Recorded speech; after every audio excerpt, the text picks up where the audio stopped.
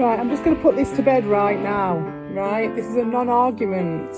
So much so that I already recorded a response about this bloody ages ago, like fucking, what, December or January, and I didn't even bother putting it up because it's such a non-argument, right? The thing about the call in the school was a joke, right? The whole thing about that was because he was putting the report card up, because he was exploiting his child, and because he was threatening all his dark web buddies and all the rest of that crap, using doxed pictures, doing all the stuff he was doing. And people were like, hang on a minute, mate, if you're going to be pulling stunts like this and you're going to be exploiting your kid in this way, then oh, what if we did this and what if we did that? And so now he's using that to be a victim. It's classic Darvo, yeah? Denial, aggression, reversal of victim and offender. It's only because it's my bad, because I should have put that video up before, but this really is a non-argument. It really is another part of Dean's delusion that he wants everybody to step inside in, even if we're discussing the pros and cons and the morality of that. That is still stepping inside the delusion, because it was all a joke, and it was all about him not being able to take a joke in the first place. And the reason why the joke was made in the first place was to highlight the fact that he was doing shit like that to people. And now he's particularly hanging on to these really weird anal retentive type little things and harbouring onto these things, because for some reason those little catchphrases stick more than the reality, because the reality is always more nuanced, and that's not as fun for people. So please don't play into his cheap ass propaganda shite. Obviously, if Dean is just doing this to push it, do you know what I mean? It's a joke for him. He's threatening people. He rang up Robert, do you know what I mean? He's done all that other stupid shit. He's done his false copyright strikes. He's the one putting up everyone else's fucking information and his own. He's the one going after like underage people and all that shit, right? So then he jokingly in some way makes like some sort of reference to this joke that people have made in a way of like pushing it further. Do you know what I mean? In that way of going that bit further with saying, oh look, I'm going to take the piss out of you guys for the same thing that I'm doing, and you guys are like playing into it. So think about that. And then secondly, you've also got the fact that he's blatantly scared of that eventuality for a reason. And that was something I've already made a upload about, because if he didn't have anything to be ashamed of and he didn't have anything to be scared of, then he wouldn't be kicking off and crying about it to the extent that he still is. And also the reason he's doing it is because he's so desperate for attention, because everybody is ignoring him now. Nobody has got time for this. It's just got to a point, it's like, fair enough, do this, shake it all up and everything, break the mould and everything like that, fair dues, but what are you going to put in its place? And we're seeing that it doesn't match up, does it? Nothing measures up to anything. It's very, very low grade, like I said, and there really is just a desolate wasteland there. And going around and around in these prescribed paint by numbers little routines that he's got going just to avoid the crunch, just to avoid anyone ever asking, is this really funny? Is this really what we used to do? Just to avoid people noticing that instead of having the laugh and the variety that we used to have before, he's now got a very contrived setup with a very sort of off the peg, formulaic, roasting in quotation marks, very corporate. It's just there to waste time, for people to just waste their time. And I know that it's all horses for courses, and maybe people thought the other stuff was a time waste, but at least there was some genuineness and people interacting before. Now it's just like some sort of pantomime, and it really is just purely just play acting and fakery, because again, he doesn't know about the reality of it. He just knows what he interprets all this stuff to be, and then he tries to put on a show to accommodate for it, because none of it measures up. Because there's a natural force at play here where new things come along and molds get broken and things get changed up. But you've also got this mental health issue that comes on when you let one person who's got a mental health issue have an unwritten control and unsaid control over just the way a certain group of people act, and it just becomes just this sense of threat or sense of fear that just hangs over everyone and changes everything. And that's what's twisted and perverted this thing, because what's happened is his fears has stopped people from communicating, or tried to, and he's very adept at doing facsimiles. You know, as we know, a lot of his stuff centres around faking other things, faking voices, faking other people, just all of it's just fake. We know about the fake channel, and he got in here with his fake channel. That's how that's his fucking flying carpet. And so what we see now is his fakery with his, so you've got a double-edged sword. You've got this new situation coming in where he could potentially have some part to play in it, but he's so scared of everybody else that he wants to control the whole thing. So that not only makes this desolate wasteland that I've mentioned before, and that he's the big fat spider in the middle of the web, like I said before, and you just have to watch Last Night to see that happening.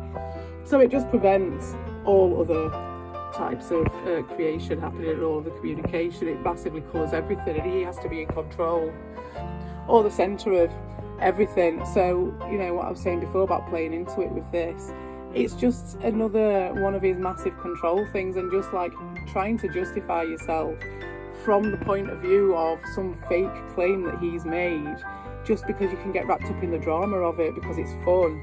It's just playing into this fakery, because none of it matters, none of it means anything.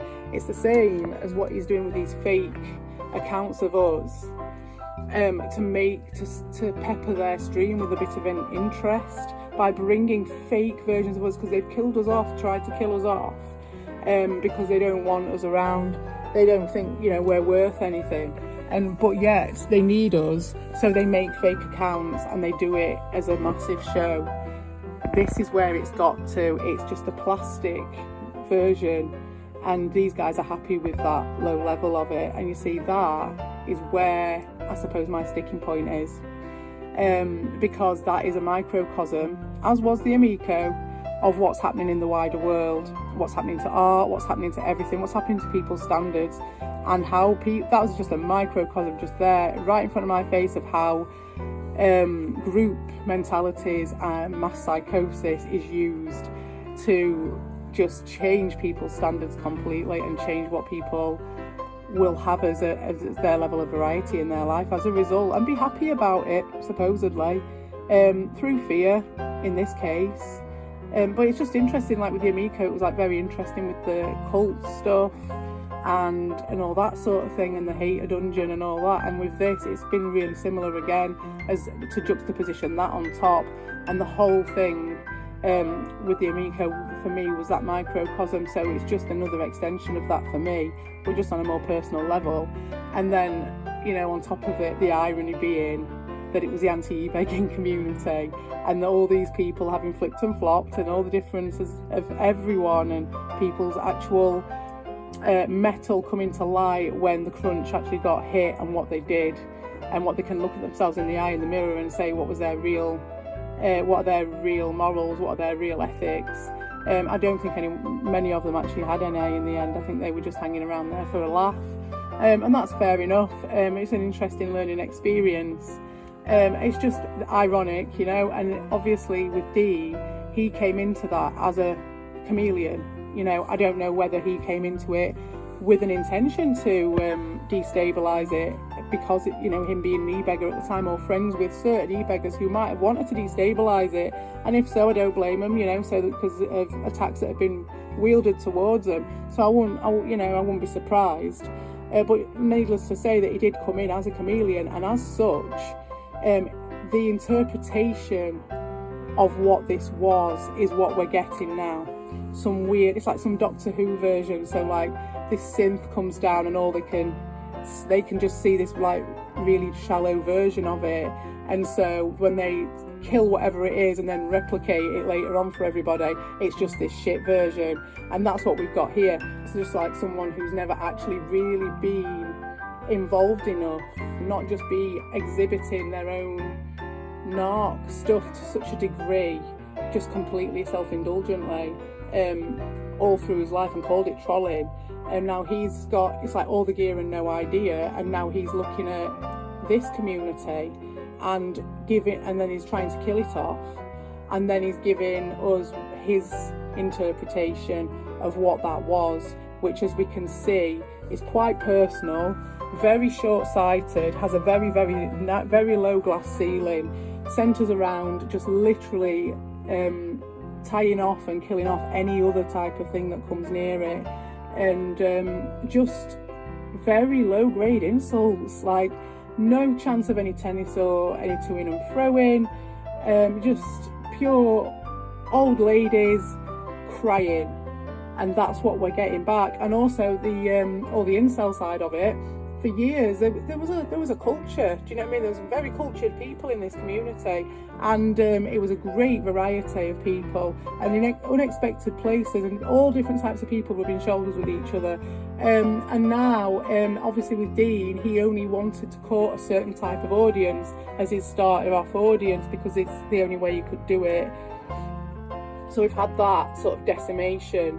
But also what he's done there as well is, like, for years and years I thought it was quite funny that there were parts obviously of this where you'd look at it and it's like, oh, it's the incel community and everyone's just like fucking dickheads, and there was that, but there was another side to it which was absolutely amazing. And now, because of this very shallow interpretation and then proliferation of that through these various factors that I've outlined a couple of, but there's various versions of it and reasons why this short bus attitude has created now the very thing that we were accused of all that time, that I was always like, yeah, I know, but you don't really know what's going on behind the scenes. Now it really is purely that. It's purely people going after each other and calling each other gay.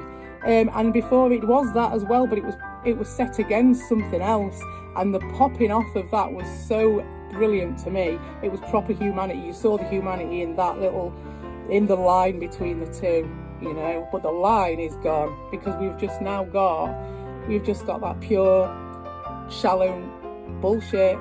And in a way, I should just leave you all to it, but I just thought I'd just weigh in my little 2p on this one, just because I've seen it and I found it very interesting from a group dynamic perspective, and that's just my thoughts on it.